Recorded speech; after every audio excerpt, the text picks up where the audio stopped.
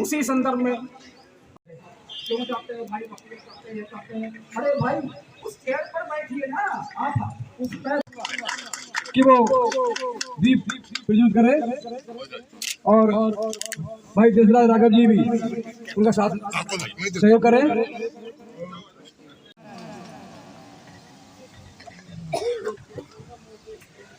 मंत्री जी अपनी बात रखें, अभी मंत्री जी का थोड़ा सा स्वागत करने लगी और डॉक्टर साहब आपको भी तो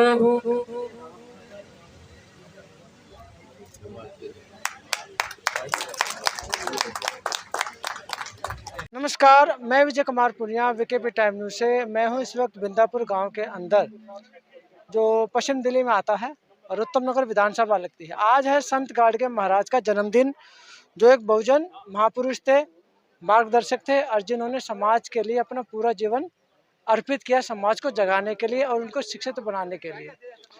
तो यहाँ पे पूरी एक टीम मेरे साथ मौजूद है, जिन्होंने संत गाडगे महाराज का जन्मदिन बड़े ही धूमधाम से सुबह से लगे हुए थे। शाम हो चुकी है, मना रहा, अब इन्होंने थोड़ा सा समय निकाला मुझसे बात करने के लिए। बात करते से थोड़ा तो सर बताए सर, थोड़ा सा ये जो आप प्रोग्राम किया कितने सालों से? ये करीब हम 2000 से मना रहे हैं, हर साल करते हैं। क्या मकसद है सर इसका? अरे भाई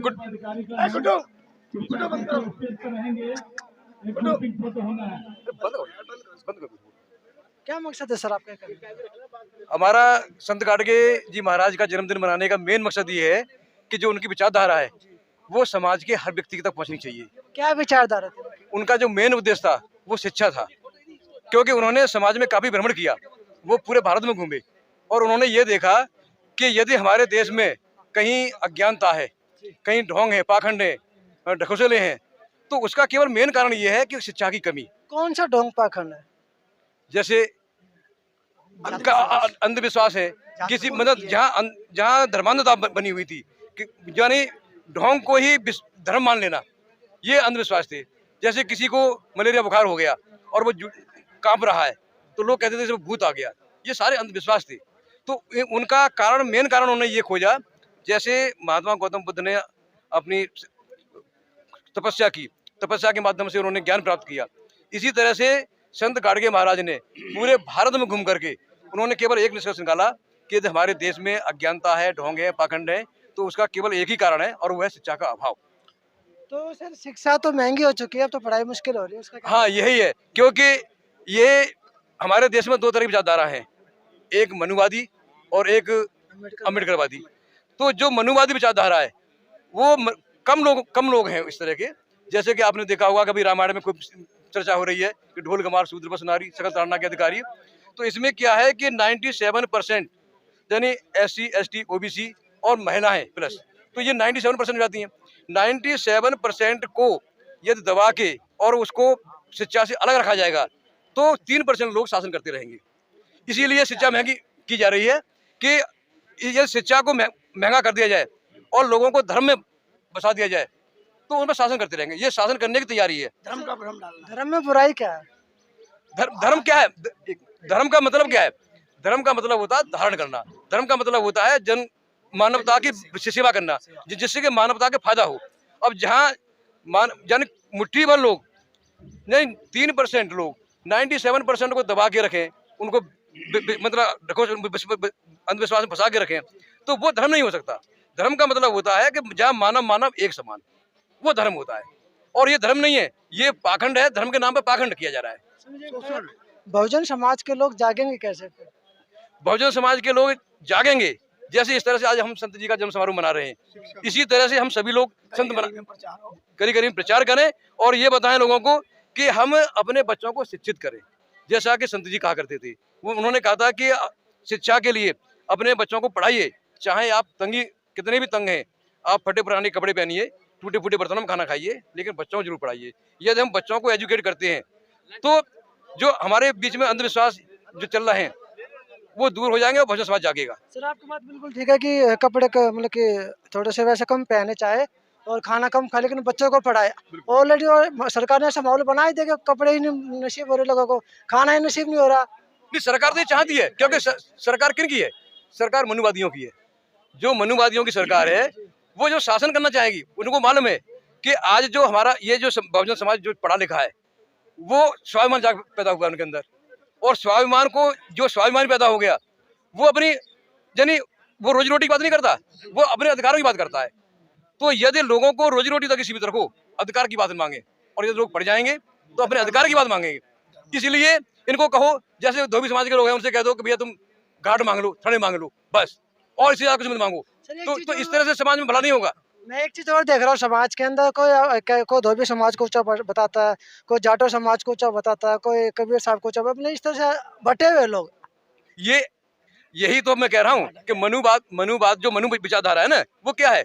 ऊंच नीच की भावना, यानी एक दूसरे भाव पैदा करना। तो हमारे कैसे खत्म करेंगे उसको? हम लोगों के अंदर यानी विद्या दिला के, शिक्षा के माध्यम से दूर करेंगे। अभी मैं देख रहा था कुछ लोगों ने ऐसा भाषण दिया कि धोबी समाज को इतना ऊंचा उठा दो कि बस पूरी दिल्ली में उसका दबदबा हो जाए। नहीं, कौन उठा रहा है ऊंचा बताओ? नहीं बोला गया था। नहीं, कौन बोलता है इस बात को? धोबी समाज को कौन उठा रहा है? किसी ने नहीं उठाया। अगर मान लो सब समाज माने तो अच्छा रहता ना, सब समाज का ही है, वो समाज का ही है। नहीं, ऐसा है ना, धोबी समाज को नहीं, हम जो मिशन लेके चल रहे हैं, वो SC ST OBC और माइनॉरिटी, इन सभी को लेके चल रहे हैं। आप लोग जो है गाड़गे जी महाराज के विचारधारा को आगे बढ़ा रहे हो। जी हाँ। गाड़गे महाराज की विचारधारा के माध्यम से ही, या जो उनके जो समकक्ष थे, जैसे बाबा साहब डॉक्टर अम्बेडकर है, महात्मा ज्योतिबा फुले थे, इनकी विचारधारा को हम लेके आगे चल रहे हैं, और इनकी विचारधारा से ही बहुजन समाज में जागृति आएगी, और बहुजन समाज का जो हक छीना गया है, वो अपना हक प्राप्त करेंगे। सर आप कैसे देखते हैं इन चीजों को? देखिए, ये कुरीतियां जो हमारे अंदर जो फैली हुई थी, इनका हमारे बाबा साहब ने बड़े नीचे के तरीके से अध्ययन करके तब उन्होंने जो है ये एक संदेश दिया कि अगर हम पढ़ेंगे तभी हम आगे बढ़ेंगे। और ये उनकी जो बात थी, ये बाबा साहब अम्बेडकर और संत गाड़गे दोनों की सम बात है, और दोनों की बातों का एक ही बात है कि शिक्षित बनो, संगठित रहो, और सब समाज एक साथ तभी जगेगा जब हम शिक्षा का अपने संदेश देंगे। इसी से हम आगे बढ़ पाएंगे। देश को आजाद हुए 75 साल हो चुके हैं, और संविधान को बने हुए 75 साल हो चुके हैं, और 75 साल में पता नहीं कितने लोग जो है शिक्षित भी हुए हैं और अच्छे पदों पर भी पहुंचे हैं, लेकिन समाज फिर भी पीछे चला गया। इसकी वजह ये रही कि हम लोग जो है अंधविश्वास की तरफ ज्यादा ध्यान दे रहे थे, और हमारे संत गाड़गे जो है, हमारे जो महापुरुष जो हैं, उन्होंने शिक्षा पे जोर दिया है। हमने अपने ध्यान को शिक्षा की तरफ नहीं दिया। हमारे जो विडम्बना रही, जो हमारे जो पूर्वज लोग रहे, वो हमारे पर रोजी रोटी का एक उनके ऊपर जो जिम्मेदारी थी वहीं तक सीमित रहे। लेकिन उसके बावजूद उन्होंने जागृत पैदा किया, वकील पैदा किए। आज प्रोफेसर हमारे डॉक्टर साहब है, GD दिवाकर, हमारे मथुरिया साहब जो है, RC मथुरिया जी डॉक्टर हैं। तो ये डॉक्टर जब पैदा हुए तब पता लगा कि समाज के अंदर शिक्षा का बहुत जरूरत है, और हम जब ही जागेंगे जब जरूरत तो है शिक्षा की, लेकिन जो शिक्षित हो चुके वे तो नहीं जगा रहे ना लोगों को। नहीं, ऐसा है, जो लोग शिक्षित हो, नहीं, शिक्षित होने का मतलब केवल एजुकेशन यानी कॉलेज शिक्षा प्राप्त करना नहीं है। शिक्षित होने का मतलब ये है कि हम वर्तमान, भूत और भविष्य इनके बारे में जाने। हम ये जाने कि हमारा दुश्मन कौन है और मित्र कौन है। जब तक हम पढ़ ले गए, हमारे पास डिग्रियां हैं, वो हम शिक्षित नहीं हुए। यानी हम अपने अधिकारों को जाने, हम ये जाने कि हमारे वर्तमान में जो हम क्या हैं, ये किस वजह से है। यानी आज हम भूतकाल की तरफ देखें तो हमारे जो पूर्वज थे, उनके साथ जो अन्याय अत्याचार हुआ, और आज हमारे साथ नहीं हो रहा। क्यों नहीं हो रहा? क्योंकि हमारे कुछ महापुरुषों ने संघर्ष किया, और उनके संघर्ष की वजह से हम ये फायदा उठा रहे हैं। यदि उस संघर्ष को मैं अगर ताजा एग्जांपल दूं आपको, डॉक्टर राजेंद्र पाल गौतम थे, जो मंत्री थे दिल्ली सरकार में, उनको भी मंत्री पद से हटा दिया था जब उन्होंने कुछ किया भी नहीं था। तो लोग इस बातों को भी नहीं समझ रहे। नहीं, समझ क्यों नहीं रहे? जो काम फिर भी आम आदमी पार्टी से जुड़े लोग। नहीं, जो काम राजेंद्र पाल गौतम ने किया, उसी काम को बाबा साहब डॉक्टर अम्बेडकर ने 1956 में किया था, और उन्होंने 10 लाख अनुयायियों के साथ में बौद्ध धर्म की दीक्षा ली थी, और ये 22 प्रतिज्ञाएं दोहराई थी। उस समय कोई नहीं बोला। यही नहीं, उन्होंने मनुस्मृति को जलाया। उन्होंने कहा कि मनुस्मृति जो है मानव में भेदभाव पैदा करती है, इसीलिए ये ग्रंथ हमारा हो ही नहीं सकता। उन्होंने जलाया। मेरा कहना तो ये है ना, उन्होंने तो कोई कसूर ही नहीं किया था ना। ये बात नहीं, कोई कसूर नहीं किया उन्होंने। तो लोग समझते क्यों नहीं इसकी बात? नहीं, ये कमी हमारी है ना, हम नहीं समझ पा रहे। गंदी राजनीति के शिकार हुए वो। हाँ, कुछ नहीं उन्होंने किया था। राजेंद्र पाल जो गौतम जी अच्छा काम कर रहे थे, और अच्छा काम करते हुए जब विरोध की तरफ से दबाव डाला कि ये तो धर्म विरोधी आदमी है, तो देखो ना, मनीष सिसोदिया को भी सीबीआई ने नोटिस देके बुलाया, कितनी बार बुलाया, उनको क्यों हटाते? नहीं, हटाने से कोई समाधान, समस्या का समाधान थोड़ी हो जाएगा कि आप मंत्री जी ने वहाँ एक जगह कुछ बोल दिया, इसको हटा दो या कुछ कर दो। मनीष सिसोदिया बहुत शिक्षा के क्षेत्र में बहुत बढ़िया काम कर रहे हैं, और जो बढ़िया काम करता है उसके विरोध करने वाले भी बहुत ज़्यादा हो जाते हैं। जब विरोध उपचुन हो जाए तो समझते हैं यार इसका जो है ना, एक कच्ची नमक जो है ना, कमज़ोर नमक हमारे हाथ में आ गई, तो इसको ऐसा करो, इस पार्टी को और इस नेता को ऐसा करोगे। ये तो बहुत ज़्यादा, इन्होंने तो बहुत ज़्यादा प्रचार कर दिया, शिक्षा का इतना प्रचार कर दिया, स्कूलों का इतना सुधार कर दिया, सारा कुछ कर दिया। तो दूसरी पार्टियां कहती हैं फिर हमारे लिए करने को क्या होगा? तो हमें तो मौका जब ही मिलेगा ना, जब ये हटेंगे। और हटेंगे कब? जब इनके ऊपर कोई आक्षेप लगाएंगे, एलिगेशन लगाएंगे, कुछ करेंगे। और एलिगेशन का क्या है कि उनको कोर्ट के तरफ से लगा दो, उनके ऊपर सीबीआई लगा दो, उनके ऊपर ईडी लगा दो, तब पब्लिक के अंदर देखेंगे। कुछ आज भी पब्लिक मानती नहीं है इस चीज़ को। राजेंद्र पाल गौतम पाक साफ आदमी है, कहीं पर भी उसने नहीं कहा कि मैं धर्म का विरोधी हूँ। उन्होंने सिर्फ ये कहा था कि मैं उनका पालन करता हूँ जो डॉक्टर अंबेडकर ने जो 12 शिक्षाएं दी थी ना, उनको मैं मानता हूँ। 22 जो 22। तो उन्होंने तो किसी को क्या कहते ना, प्रतिज्ञा भी नहीं दिलाई थी ना, मेरा तो कहने का मतलब ये है। नहीं, असल में क्या है कि जो गंदी राजनीति है, जैसा कि अभी बकीर साहब ने कहा कि गंदी राजनीति चली देश में, और आपको मालूम है कि केंद्र में बीजेपी और आरएसएस की सरकार है। उनकी प्लानिंग क्या है? उनकी प्लानिंग ये है कि बहुजन समाज के बच्चों को शिक्षा से अलग करो, और मनीष सिसोदिया शिक्षा को दे रहे हैं। तो उनकी विचारधारा के खिलाफ काम कर रहे हैं ना। जब उनकी विचारधारा के खिलाफ काम कर रहे हैं तो उन पर ईडी और सीबीआई ये बार लगाएंगे ही, और इसी के शिकार हुए वो मनीष सिसोदिया। सच मुझे बता, 2014 से पहले और 2014 के बाद में क्या फर्क आया? नहीं, 2014 से पहले और 2014 के बाद में, 2014 से पहले जो व्यवस्था थी वो मनुवादी व्यवस्था इतनी हावी नहीं थी। अब क्या है कि धर्म के नाम पर पाखंड फैलाया जा रहा है। जैसा कि अभी यूपी में कहा कि हमारा शासन इसलिए है कि ब्राह्मणों को और गाय की रक्षा करेंगे, तो बाकी लोगों को पीटेंगे क्या भाई?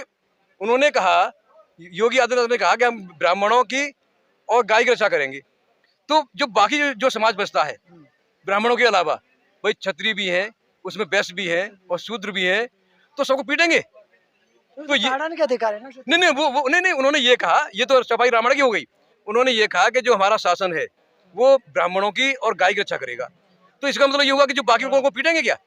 तो लोग इसी बात को तो नहीं समझ रहे ना। वो कमी हमारी है। हमारी क्या कमी है? देखिए ऐसा आज क्या हो रहा है, शिक्षा के अभाव में जो आपने देखा होगा कि कावड़ लेने जा रहे हैं। कावड़ लेने कौन जाता है? कावड़ लेने 99% SC ST OBC के बच्चे जाते हैं। और जो काम पंडितों को करना चाहिए, यानी घंटे मंदिरों में पंडितों को बजाने चाहिए, वो पंडित नहीं बजा रहे। कौन बजा रहे? हमारे बच्चे बजा रहे हैं, हम लोग बजा रहे हैं। दूसरी बात, एक बात और सबसे बड़ी बात है, आपने देखा होगा कि विधानसभा और लोकसभा में लाल भगवाधारी पहन के वहां बैठे हुए हैं। भाई जब तुमने सन्यासी का चोला पहन लिया तो सन्यासी का काम करो। सन्यासी का काम क्या होता है? मानवता की रक्षा करना, मानव का को एक समान उपदेश देना। लेकिन वहां बैठे क्या कर रहे हैं? वो राजनीति कर रहे हैं। तो या तो तुम भगवाधारी कपड़े मत पहनो जो राजनीति करनी है, तो अब ये है ना, हिंदू राष्ट्र बनाना। तो अब ये जैसे कई पाखंडी पैदा हो गए। वो क्या है, उपदेश दे रहे हैं। वो ये कह रहा है कि इस देश को हम हिंदू राष्ट्र घोषित करेंगे। हिंदू राष्ट्र छोड़ दो। नहीं, हाँ, धीरेन्द्र शास्त्री, हिंदू राष्ट्र छोड़ दो, तुम एक गांव को हिंदू बना दो। तो 26 साल का युवा कितना आगे बढ़ गया। नहीं, ये वो नहीं बढ़ा। मीडिया बढ़ा रहा है। तो आप लोग अपना मीडिया खड़ा करो ना। हाँ, ये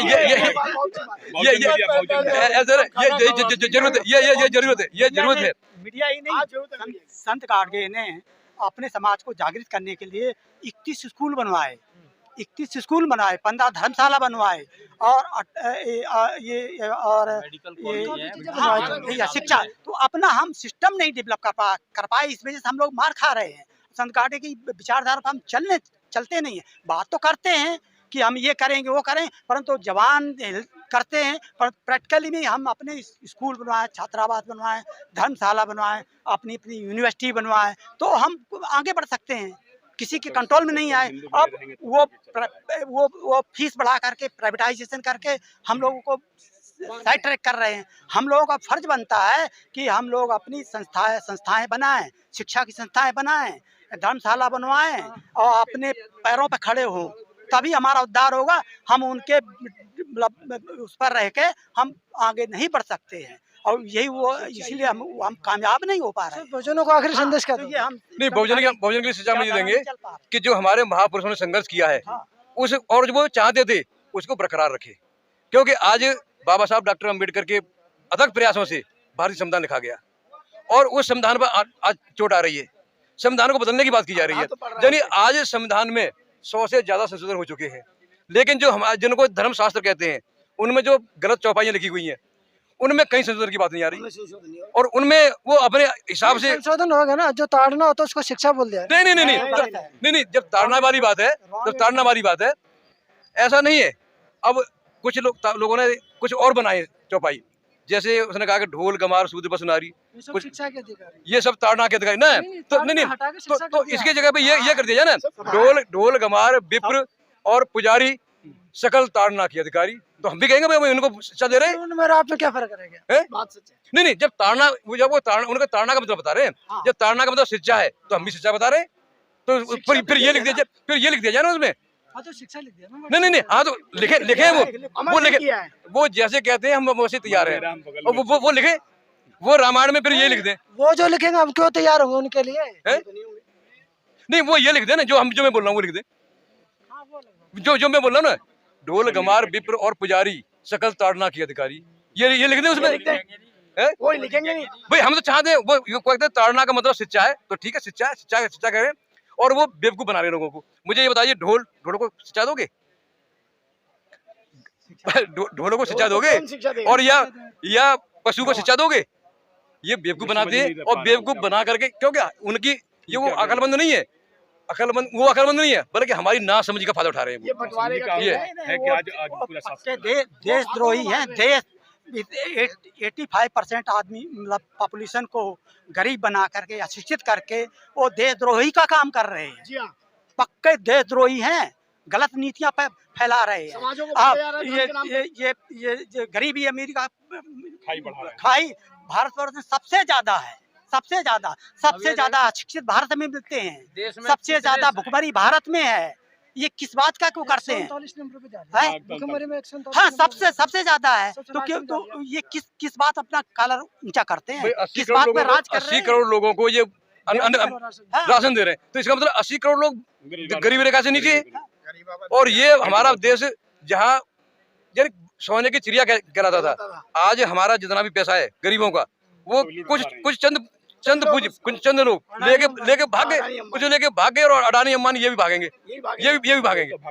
और जिस दिन ये अडानी अंबानी भाग गए, ये समझ लो कि यहाँ की अर्थव्यवस्था सारी। धन्यवाद सर, समय दिया आप लोगों ने इसके लिए। तो ये थे सारे बहुजन समाज के लोग जो संत गाड़गे महाराज की जयंती इन्होंने आज धूमधाम के साथ और काफी लव लश्कर के साथ काफी लोगों को इकट्ठा करके समाज में संदेश फैलाने के, पहुंचाने की बहुत ही अच्छी प्रयास भी किया और कोशिश भी की। तो मैं Vijay Kumar Pune, VKP time news से वीडियो को शेयर कीजिए, लोगों तक पहुंचाने विचारों पर जरूर चलिए।